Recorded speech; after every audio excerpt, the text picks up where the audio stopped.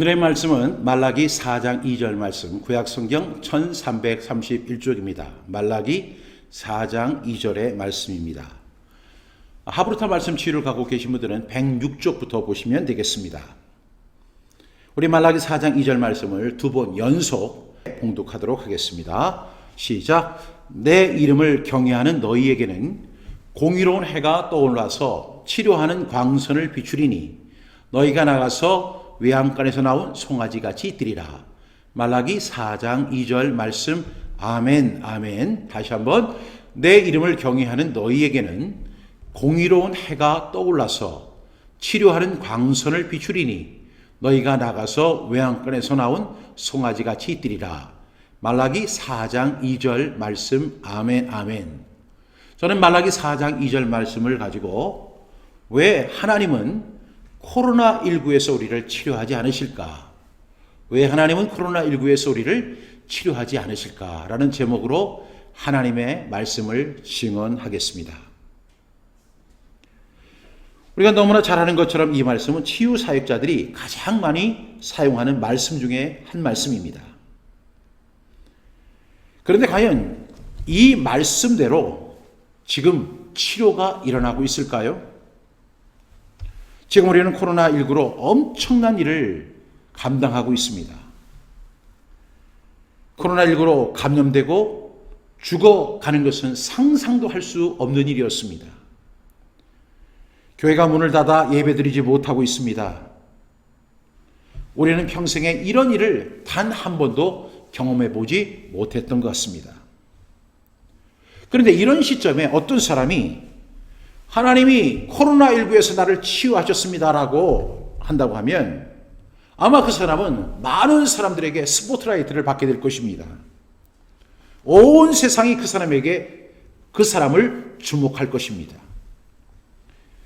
그런데 그렇게 치유를 주장하던 목사님들이나 그 장로님들, 치유 사역자들이 어디 갔는지 전혀 보이질 않습니다. 안전뱅이를 고치고 짧은 다리를 길게 하고 눈먼 자를 눈뜨게 하고 심지어는 죽은 사람도 살린다고 했던 그분들이 지금 어디에도 보이지 않습니다. 자신들에게 엄청난 치유 능력이 있는 것처럼 행세했던 그런 사람들이 감염될까 봐 모습을 드러내지 않는 것 같습니다. 그들은 지금 어디 있을까요? 지금 코로나19 앞에서 교회 안에 기독교 신앙 안에서 과연 치료가 일어나고 있습니까? 실제로 치료는 일어나지 않습니다. 우리가 그렇게 기도하고 매달려도 치료는 일어나지 않고 있습니다. 전 세계 그리스도인들이 코로나19라고 하는 거대한 명제를 놓고 하나님 앞에 매달려 간절히 기도하고 있지만 그 어디에서도 하나님께서 코로나19를 치유하셨다고 하는 이야기가 들려오지 않고 있습니다. 정말 그렇다면 하나님의 능력은 코로나19 앞에서 무너지는 것일까요? 하나님의 능력이 코로나19 앞에 감염될까 봐 벌벌 떨고 있는 것일까요? 그렇지 않습니다. 사실 우리는 이 말라기 4장 2절의 말씀을 믿지도 않았습니다. 사실 그러한 경험을 한 적도 별로 없기 때문입니다. 그러나 그 2절에 우리는 이 말씀에 대해서 잘 이해하지 못했습니다. 이 말씀의 진의를 우리는 잘 모르고 있었다는 사실입니다. 그래서 오늘 저는 이 말씀을 저와 여러분이 함께 구체적으로 살펴보면서 하나님께서 왜 우리를 치유하지 않는지, 하나님이 우리를 어떻게 치유하시는지를 이 말씀을 통해서 조명해 보려고 합니다. 먼저 저는 이런 질문을 드리고 싶습니다. 하나님은 치료의 조건이 무엇이라고 하셨습니까? 하나님은 오늘 본문 말씀을 통해서 치료의 조건이 무엇이라고 하셨는지요? 여러분 한번 대답을 해보시기 바랍니다. 말라기 4장 2절은 이렇게 말씀합니다. 내 이름을 경외하는 너희에게는 공의로운 해가 떠올라서 치료하는 광선을 비추리니 너희가 나가서 외양간에서 나온 송아지같이 뛰리라. 이렇게 하나님 말씀해 주셨습니다. 그런데 하나님이 치료하신다고 하면 그 치료의 조건이 무엇이라고 하셨습니까? 우리는 말라기 4장 2절 말씀을 잘 알고 암송도 하고 이 말씀을 가지고 설교도 하고 치유의 말씀으로 사용합니다. 그런데 하나님께서 우리를 치료하실 때 그 치료의 조건이 무엇이라고 말씀하셨는지 우리가 한번 이 말씀을 통해 찾아봐야 합니다. 오늘 4장 2절에 보니까 내 이름을 경외하는 너희에게는 공의로운 해가 떠올라서 치료하는 광선을 비추리니 너희가 나가서 외양간에서 나온 송아지같이 뛰리라. 이렇게 이야기하면서 그 후반부에 있는 말씀에 우리가 포커스를 두는 경향이 있죠. 그러나 오늘 가장 중요한 말씀은 앞에 있습니다. 내 이름을 경외하는 너희에게는. 바로 치료의 조건이 무엇이냐면 하나님의 이름을 경외할 때 치료가 일어난다고 하나님 말씀하신 것입니다. 하나님의 이름을 온전히 경외할 때 하나님께서 그때 공의로운 해가 떠올라서 치료하는 광선을 비추게 하시고 그때 우리는 외양간에서 나온 송아지같이 뛰게 되는 역사를 체험하게 될 줄로 믿습니다. 다른 측면으로 이 말씀을 이해한다면 이렇습니다. 만약에 우리가 내 이름을 경외하지 않는다면, 하나님의 이름을 경외하지 않는다면 치료는 일어나지 않게 될 것이라는 말씀이죠. 그렇다면 저는 두 번째 질문을 여러분에게 드리고 싶습니다. 그러면 하나님이 우리를 치료할 때 하나님의 이름을 경외한다고 하는 것이 어떻게 경외한다는 것일까요? 하나님의 이름을 경외한다. 이렇게 말씀을 했는데 하나님의 이름을 경외한다는 것이 무슨 뜻인지를 정확히 우리가 이해해야만 하나님을 온전히 경외할 수 있게 될 줄로 믿습니다. 제가 한번 물어보겠습니다. 하나님의 이름을 경외하는 것이 어떤 행위일까요? 첫 번째로 열심히 신앙생활하는 것일까요? 두 번째로 열심히 기도하는 것일까요? 세 번째, 교회 잘 나가는 것일까요? 네 번째로 헌금 생활을 잘하는 것일까요? 다섯 번째로 하나님이 무서워서 발발발 떠는 것이 하나님의 이름을 경외하는 것일까요? 여러분 한번 대답해 보시기 바랍니다. 기도원 원장님들은 그런 이야기를 많이 합니다. 기도원에 자주 가는 것이 하나님의 이름을 경외하는 것이다. 그건 기도원 원장님들이 주로 강조하는 내용이죠. 하나님의 이름을 경외한다는 것은 도대체 무슨 뜻일까요? 하나님의 이름을 경외하는 자에게는 공의로운 해가 떠올라서 치료하는 강설이 비치게 되고 외양간에서 나온 송아지같이 뛰게 되는데, 그렇다면 하나님의 이름을 경외하는 것은 어떤 행위를 의미하는 것일까요? 열심히 신앙생활하는 것도 좋습니다. 기도하는 것도 중요한 것입니다. 교회 잘 나가는 것도 중요한 것입니다. 헌금생활 잘하는 것도 중요합니다. 하나님을 두려워하는 것도 중요한 행위입니다. 그러나 그것은 아닙니다. 이 경외라고 하는 말은 히브리어로 야레라는 뜻입니다. 야레라는 단어를 사용하죠. 우리가 흔히는 두려워한다 이렇게 하는 단어로 풀이하는 경우가 많은데요. 이에 대해서 서울신학대학교 권혁승 교수님은 경외라는 단어를 이렇게 설명을 했습니다. 무서움으로 벌벌 떠는 두려움이 아니다. 두렵기는 하지만 무엇인가 강력한 이끌림에 의해 앞으로 나아가게 하는 신비로움이 동반된 두려움이다. 이렇게 말씀하셨습니다. 굉장히 멋있는 표현인 것 같아요. 무서움으로 벌벌 떠는 두려움이 아니라 두렵기는 하지만 무엇인가 강력한 이끌림에 이끌려 앞으로 나아가게 하는 신비로움이 동반된 두려움이다. 그렇지만 이 하나님을 경외한다는 것은 과연 이렇게 무서움으로 벌벌 떠는 두려움이 아니라 두렵기는 하지만 무엇인가 신비로움이 동반된 이런 것으로 하나님께서 내 이름을 경외하는 것이라고 인정하실까요? 저는 올바른 해석이라고 보기 힘듭니다. 이것은 그 두려움이라고 하는 문자적 해석을 문자적으로 또 문학적으로 저는 표현한 해석이라고 봅니다. 이 야레라고 한 말은 히브리어입니다. 그래서 히브리어를 국어로 사용하는 유대인들은 두려워한다, 공경한다, 귀를 기울이다는 말과 함께 이 말씀의 주된 의미가 뭐냐면 말씀을 듣고 순종하여 행한다는 것에 포커스를 두고 있어요. 그러니까 하나님의 이름을 경외한다는 것은 뭐 하나님이 하나님을 무서워하는 거, 그리고 뭐 벌벌 떨면서 뭐 신비로움 이런 것이 아니라 하나님의 말씀을 듣고 순종하여 행하는 것. 아주 클리어하지 않습니까? 이것이 정확한 해석입니다. 그런데 그 다음에 이 말씀을 뒷받침하는 말씀이 말라기 4장 4절에 언급되어 있죠. 우리 함께 읽겠습니다. 시작. 너희는 내가 호렙에서 온 이스라엘을 위하여 내 종 모세에게 명령한 법, 곧 율례와 법도를 기억하라. 아멘입니까? 여러분, 하나님께서 내 이름을 경외하는 너에게는 공의로운 해가 떠올라서 치료하는 강선을 비추시겠다고 하나님 말씀하셨습니다.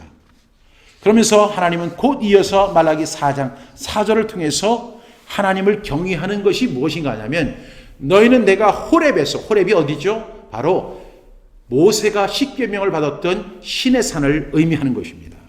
거기에서 호렙에서 온 이스라엘을 위하여 내 종 모세에게 명령한 법, 곧 율례와 법도를 기억하는 것이 바로 하나님의 이름을 경외하는 행위라고 말씀하시는 것입니다.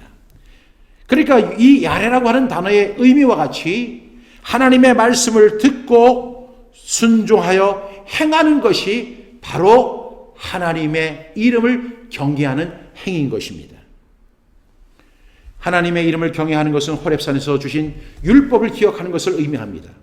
우리는 율례라고 할 때 레위기 1장부터 27장까지의 그 말씀을 우리는 율례라고 합니다. 그리고 법도는 그것을 구체적으로 실행하는 그 말씀을 우리가 법도라고 부르죠. 즉 하나님이 주신 그 말씀을 우리가 하나님이 주신 율례와 법도를 지켜 행하는 것이 곧 내 하나님의 이름을 경외하는 행위인 것입니다. 하나님의 이름을 기억하고 지키는 것을 내 이름을 경외하는 너희에게라고 말씀하시는 것입니다. 하나님의 치유의 조건은 하나님의 율례와 법도를 지킬 때 가능한 것입니다. 만약 우리가 하나님의 율례와 법도를 지키지 않는다면 하나님은 우리를 치료하지 않으실 것입니다. 그렇다면 저는 세 번째 질문을 여러분에게 드리고 싶습니다. 과연 지금까지 우리는 신앙생활을 한다고 하면서 하나님의 율례와 법도를 지켜 행했느냐 하는 것입니다. 우리가 하나님을 안 믿는 사람에게 이런 질문을 할 필요가 없죠.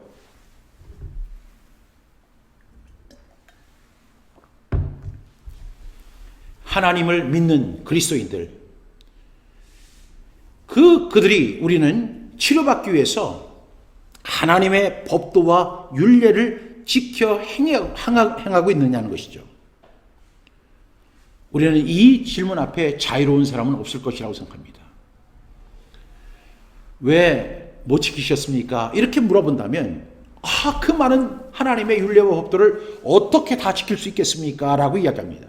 또 어떤 사람은 그 하나님의 율례와 법도를 다 지키는 것은 불가능합니다. 이렇게 이야기할 사람도 있을 것입니다. 그런데 여기서 하나님이 전제하는 것이 있습니다. 그것이 뭐냐면 온 이스라엘을 위하여란 말입니다. 온 이스라엘을 위하여. 여러분, 여기서 우리가 항상 오해하는 것이 하나 있는데 이 오해는 뭐냐면 율법은 하나님을 위한 것이다. 이렇게 생각하는 것입니다. 그런데 오늘 하나님께서 이렇게 말씀하시죠. 온 이스라엘을 위하여. 여기서 온이라는 전체를 의미하지만 현 세대 그리고 후세대 모두를 포함하는 말씀입니다. 여기서 우리는 몇 가지 중요한 사실을 발견할 수 있죠. 첫 번째는 이 하나님의 율례와 법도는 하나님을 위한 것이 아니라 바로 우리와 우리의 행복을 위한 것이라는 것이죠. 하나님께서 우리에게 율례와 법도를 주신 것은 하나님의 어떤 권위를 지키기 위한 것이 아니라 바로 우리가 행복하게 하시기 위해서 하나님이 우리에게 율례와 법도를 허락하셨다는 사실을 여러분 꼭 기억할 수 있기를 바랍니다. 우리 신명기 10장 13절 말씀 우리 함께 읽겠습니다. 시작. 내가 오늘 내 행복을 위하여 내게 명하는 여호와의 명령과 규례를 지킬 것이 아니냐 이렇게 말씀합니다. 우리가 명령과 규례를 지키는 이유는 오늘의 내 행복을 위하여 하나님께서 제정하신 것임을 믿는 저와 여러분 되시기를 간절히 축복합니다. 두 번째로 우리가 꼭 기억해야 할 부분은 하나님께서 지금부터 4,000년 전에 주신 그 말씀은 4,000년 전에 그 사람들에게 아니라 오늘의 우리에게 주신 말씀이라는 사실을 우리가 꼭 기억하셔야 합니다. 우리 신명기 5장 2절부터 3절 말씀 한 목소리로 함께 봉독합니다. 시작. 우리 하나님 여호와께서 호렙산에서 우리와 언약을 세우셨으니 이 언약은 여호와께서 우리 조상들과 세우신 것이 아니요 오늘 여기 살아있는 우리 곧 우리와 세우신 것이라 이렇게 말씀하고 있어요. 여기서도 또 호렙산이 나오죠. 호렙산에서 하나님께서 율례를 주셨다고 이렇게 말씀하시지만 또 여기는 언약을 세우셨다라고 말합니다. 그런데 이 언약은 그 모세와 그 당시의 사람들을 놓고 하는 것이 아니라 오늘 여기 살아있는 우리 곧 우리와 세우신 것임을 여러분 꼭 믿으시기 바랍니다. 오늘 이 시대를 살아가는 저와 여러분에게도 이 말씀이 유효한 이유는 여기 살아있는 우리 곧 우리와 세우신 하나님의 언약임을 기억하는 저와 여러분 되시기를 축복합니다. 세 번째로 우리가 분명히 알아야 할 것은 하나님의 말씀은 충분하게 지켜 행할 수 있다는 사실입니다. 많은 사람들이 하나님의 말씀을 지켜 행하는 것에 매우 난색을 표명하는 경우가 많아요. 그 많은 말씀을 어떻게 다 지켜 행할 수가 있겠습니까? 우리는 부족한데 어떻게 우리가 하나님의 말씀을 다 지켜 행할 수 있을까요? 그런데 하나님께서 우리에게 주신 그 법례와 그 하나님의 법은 충분히 지켜 행할 수 있는 사실임을 성경은 우리에게 증언하고 있습니다. 신명기 30장 11절부터 14절 말씀 우리 함께 봉독합니다. 시작. 내가 오늘 내게 명령한 이 명령은 내게 어려운 것도 아니요 먼 것도 아니라 하늘에 있는 것이 아니니 네가 이르기를 누가 우리를 위하여 하늘에 올라가 그의 명령을 우리에게로 가지고 와서 우리에게 들려 행하라 하려 할 것이 아니요.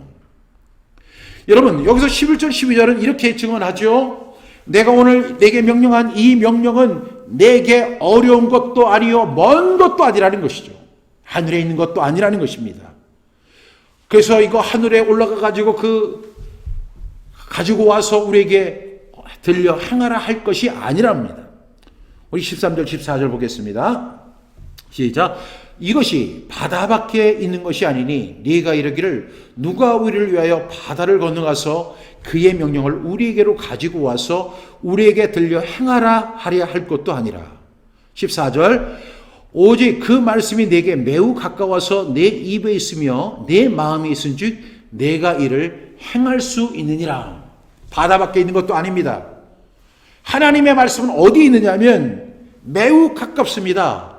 내 입에 있습니다. 그리고 내 마음에 있습니다. 그 하나님의 말씀은 멀리 있는 것이 아닙니다. 바다 밖에 있는 것도 아니고 하늘 위에 있는 것도 아닙니다. 그 말씀은 매우 가까운 말씀이고 내 입에 있고 내 마음에 있은즉 내가 충분히 행하고도 남을 수 있도록 하나님이 제정한 것임을 우리가 꼭 기억하는 저와 여러분 되시기를 바랍니다. 그러면 이 하나님의 그 율례와 법도와 율례를 구체적으로 실제적으로 현대적으로 적용한 것이 어딜까요? 이 모든 것을 한마디로 정해 놓은 것이 어딜까요? 이것이 바로 우리가 너무나 잘 아는 신명기 6장 4절부터 9절의 말씀입니다. 이 말씀을 우리가 뭐라고 부르죠? 쉐마. 우리 신명기 6장 4절부터 9절 말씀 우리 연속해서 한번 같이 읽겠습니다. 시작. 이스라엘아 들으라. 우리 하나님 여호와는 오직 유일한 여호와이시니 너는 마음을 다하고 뜻을 다하고 힘을 다하여 내 하나님 여호와를 사랑하라. 이렇게 말씀하셨습니다. 여러분 하나님께서 이렇게 말씀하셨습니다. 이스라엘아 들으라. 우리 하나님 여호와는 오직 유일한 여호와이시니. 하나님 어떤 분이세요? 유일한 하나님이십니다. 우리가 하나님에 대한 태도가 뭐예요? 하나님의 이름을 우리가 나타내는 하나님의 이름을 경외하는 행위가 뭐예요? 5절 말씀에 기록되어 있죠. 같이 읽겠습니다. 시작. 너는 마음을 다하고 뜻을 다하고 힘을 다하여 내 하나님 여호와를 사랑하는 것입니다. 여러분, 어떻게 하나님을 마음을 다하고 뜻을 다하고 힘을 다하여 하나님을 사랑할 수 있을까요? 얼마든지 우리는 입술로 하나님을 사랑할 수 있습니다. 그런데 오늘 5절 말씀에 보니까 마음을 다해라. 그리고 온 뜻을 다해라. 그리고 힘을 다해서 하나님을 사랑하라는 겁니다. 그런데 6절에 이 말씀에 대한 구체적인 설명이 있죠. 시작. 함께 읽겠습니다. 시작. 오늘 내가 내게 명하는 이 말씀을 너는 마음에 새기고. 여러분, 중요한 것은 뭐예요? 우리가 오늘 4장 4절에서 주신 말씀이 이 율례를 기억하라고 했잖아요. 오늘 내가 내게 명하는 이 말씀을 너는 마음에 새기고 마음판에 새기고 기억하는 것이 바로 성경 암송입니다. 우리는 성경 암송이라고 하는 단어로 정의하지만 하나님을 마음을 다하고 뜻을 다하고 힘을 다하여 사랑하는 그 행위가 바로 하나님의 말씀을 마음에 새기는 행위, 하나님의 말씀을 기억하는 행위가 바로 하나님의 이름을 경외하는 행위인 것입니다. 이것을 우리는 뭐라고 정의하죠? 성경 암송이라고 정의합니다. 하나님의 말씀을 마음에 새기는 행위. 근데 거기서 끝나는 것이 아니에요. 7절 말씀 우리 함께 봉독합니다. 시작. 내 자녀에게 부지런히 가르치며 집에 앉았을 때든지 길을 갈 때든지 누워 있을 때든지 일어날 때든지 이 말씀을 강론할 것이며. 아니, 이 말씀을 마음에 새기라고 했는데 그 다음에는 이 말씀을 뭐 하라고 했어요? 강론하라고 말씀하십니다. 이 말씀을 강론하라고 말씀합니다. 새겨진 이 말씀을 어떻게 하라고요? 집에 앉았을 때, 길을 갈 때, 누워 있을 때, 일어날 때 이 말씀을 가지고 질문하고 대답하고 그리고 토론하고 설명하는 행위를 하라는 것입니다. 그것을 뭐라고 우리가 부르죠? 하브루타라고 정의합니다. 하브루타라는 것이 바로 그런 의미입니다. 이 암송을 하다 보면 자동적으로 질문이 나오게 됩니다. 질문 앞에는 우리가 대답을 하게 되죠. 그리고 질문과 대답을 통해서 우리는 서로 토론하게 됩니다. 그리고 그 말씀을 설명할 수 있게 됩니다. 왜 우리는 그것을 해야 합니까? 그 말씀을 내 삶에 적용하기 위해서는 그 말씀에 대한 충분한 이해도 필요하지만 그 말씀을 우리가 구체적으로 적용하는 것이 매우 중요하기 때문에 그렇습니다. 그렇게 하나님께서 성경 암송과 하브루타를 강조하십니다. 그 다음에 우리 8절부터 9절 말씀 우리 함께 읽겠습니다. 시작. 너는 또 그것을 내 손목에 메어 기호를 삼으며 내 미간에 붙여 표로 삼고 또 내 집 문설주와 바깥문에 기록할지니라. 이것이 뭐죠? 바로 테필린입니다. 여러분, 하나님의 말씀을 암송하게 했습니다. 그리고 그 말씀을 가지고 함께 강론하라고 합니다. 그런 다음에 그것을 내 손목에 메어 기호를 삼고 미간에 붙여 표로 삼으라고 하나님 명령하십니다. 우리가 너무너무나 잘 아는 쉐마의 명령입니다. 하나님은 오직 유일한 하나님이시죠. 그래서 우리가 하나님의 이름을 경외한다는 것은 마음을 다하고 뜻을 다하고 힘을 다하여 그분을 사랑하는 것입니다. 그런데 그것을 우리 입술로 하는 것이 아니라 구체적인 실천상 세 가지가 있죠. 첫 번째가 뭐죠? 성경 암송. 하나님의 말씀을 마음에 새기는 성경 암송을 하라는 거예요. 여러분, 시대가 변하고 가치가 변하고 정치가 변하고 사람들이 변하고 그리고 모든 문명이 바뀔지라도 변하지 않는 것이 있습니다. 그것은 바로 하나님의 말씀입니다. 이 말씀을 마음에 새기는 것은 수천 년 후에도 반드시 우리가 실천해야 할 하나님의 이름을 경외하는 행위인 것입니다. 그 다음에 이 말씀을 가지고 강론하는 하브루타가 이루어져야 합니다. 여러분, 교회가 수많은 프로그램을 하고 있지만 정말로 하나님이 명령하신 이 하브루타의 명령에 순종하는 교회를 찾아보기가 힘듭니다. 하나님은 오늘 이 말씀을 집에 앉았을 때, 길을 갈 때, 누워있을 때, 일어날 때 강론하라고 말씀합니다. 이것이 바로 하브루타입니다. 그리고 이것을 내 손목에 메어 기호를 삼고 내 미간에 붙여 표로 삼으라고 하나님 말씀하시는 거예요. 이 행위가 바로 내 이름을 경외하는 바로 그 행위입니다. 그때 하나님께서는 공의로운 해가 떠올라서 치료하는 광선을 비춰주시고 외양간에서 나오는 송아지같이 뛰게 하는 놀라운 역사를 저와 여러분이 체험하게 될 것입니다. 우리는 코로나19 앞에서 여러 가지 하나님 앞에 기도합니다. 하나님 앞에 기도하면서 하나님 살려주세요. 이 위험한 지경에서 우리를 건져주소서. 우리는 하나님 앞에 기도합니다. 그 행위는 당연한 것입니다. 그러나 여러분 기억하시기 바랍니다. 더 중요한 것은 하나님의 이름을 경외하는 것. 마음을 다하고 뜻을 다하고 힘을 다하여 그 호렙산에서 주신 하나님의 말씀을 기억하고 그리고 뿐만 아니라 그 말씀을 집에 앉았을 때, 길을 갈 때, 누워있을 때, 일어날 때 이 말씀을 함께 강론하고 그리고 그것을 손목에 메어 기호를 삼고 미간에 붙여 표로 삼는 이 말씀에 순종하는 것이 바로 내 이름을 경외하는 너희라고 말씀하시는 겁니다.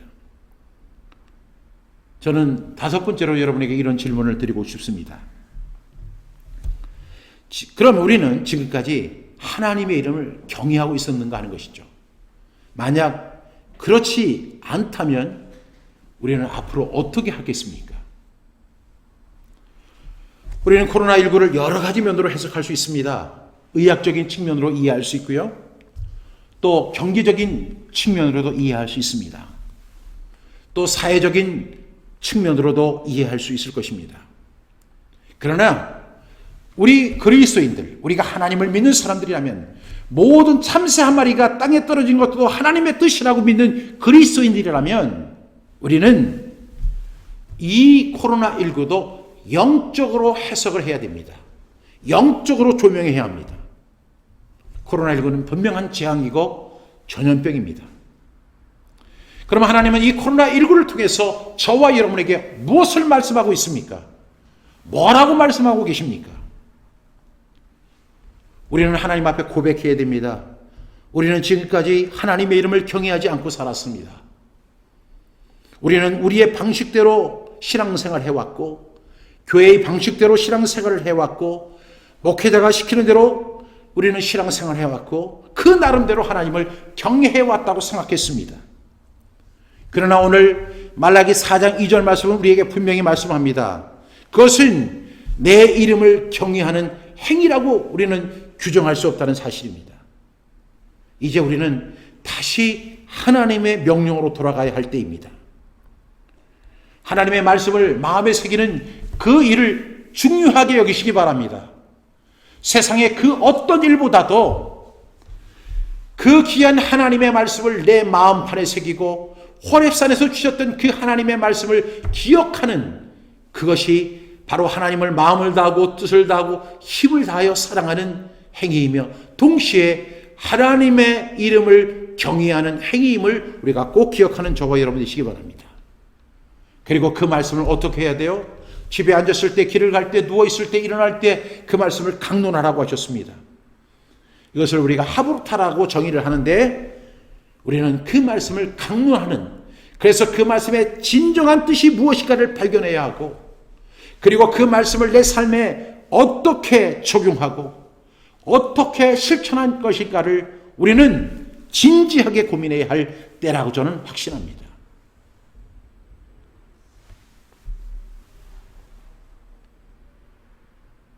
그리고 그것을 지켜 행하기 위해서 우리는 하나님의 말씀을 선포해야 합니다.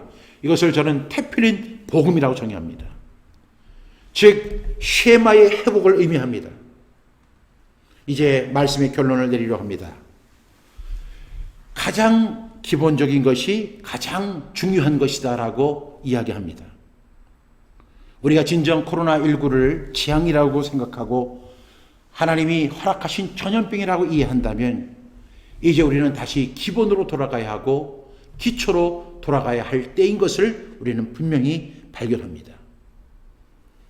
그때 놀라운 치유의 역사가 일어나게 될 것입니다. 오늘 질문은 이런 질문입니다. 왜 하나님은 코로나19에서 우리를 치유하지 않으실까? 그 질문의 대답은 이것입니다.